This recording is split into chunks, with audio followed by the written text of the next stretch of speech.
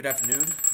My name is Joseph Marshall. It is 1:15 p.m. on March 23rd, 2025.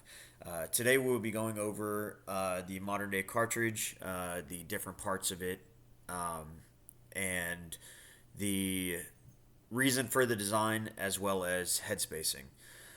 So starting out the different parts of the round, obviously, outside of the, projectile in the cartridge, you have, if we dive deeper into it, you have the mouth. The mouth is the opening at the top where the projectile sits in the cartridge, and it is held there because of this smaller part. You can see this little crimping right here. This is called the cannula, and it basically prevents all that movement, which also keeps the gases inside and behind the round, making it more efficient and making the projectile shoot straight, as you know, and not wobbly. Then you have the neck, shoulder, body, pretty self-explanatory. Then we got the extractor groove down here, and this is the part where the extractor actually latches onto and helps to eject the round after you shoot it. Down here on the head, you have the flash hole, is that smaller hole, that darker hole, and then you have the primer pocket, which is the larger one. That flash hole is in what's called the web, and when the firing pin strikes that primer that sits in that primer pocket, the embers pass through that flash hole into the powder, igniting the powder and sending the round forward. So that being said, I did some research. Watched a couple of videos from Ron Spomer Outdoors. He's a very successful YouTuber that does firearms, but specifically knowledge on the firearms and ammunition. And he's got a video called "The Evolution of the Modern Day Cartridge."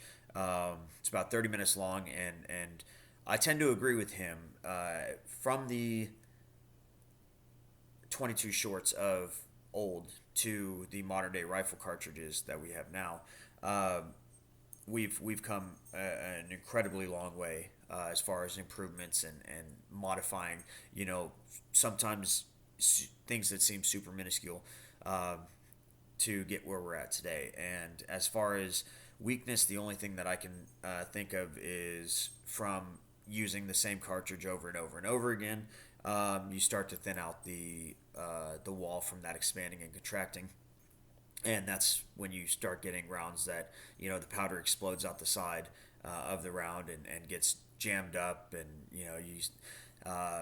you see a lot of mangled cartridge pieces stuck up in the bolt that they end up having to extract and whatnot on the rifle range, shooting so many rounds through it. But outside of that, there's really not much we can improve on unless we found some better metal, or that's also that malleability, but also the a coating maybe that would reduce friction even more. But the rounds we have today are pretty spot on. And that leads me into headspacing. Now, I was online looking at Armament Research Services, ARES. They have Research Note 7 specifically about cartridge headspacing. And this is one of the things that, I actually didn't know that differed between, basically, I knew we had headspace and timing on like crew serve weapons, like the 50 cal, heavy machine guns and stuff like that, but I didn't know it went all the way down to every other firearm. So that was kind of cool. And it differs per round, depending on how the round is designed. So the headspace for a 38 special, where it sits in a cylinder. It's basically just the rim. This little part right here.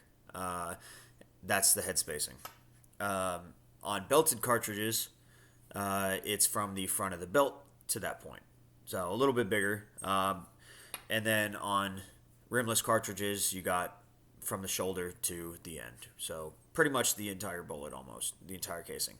And this is important for gunsmiths to understand because if you're in a combat situation, or you're out on the rifle range, somebody's shooting at you, you can't shoot back because the head spacing is off, that firing pin isn't going to strike the round with enough force, or maybe if at all, with enough force to set off that primer and ignite the round and make the projectile go off.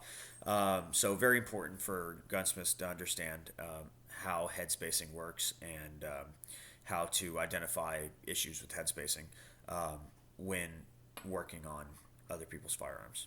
So that being said, thanks so much.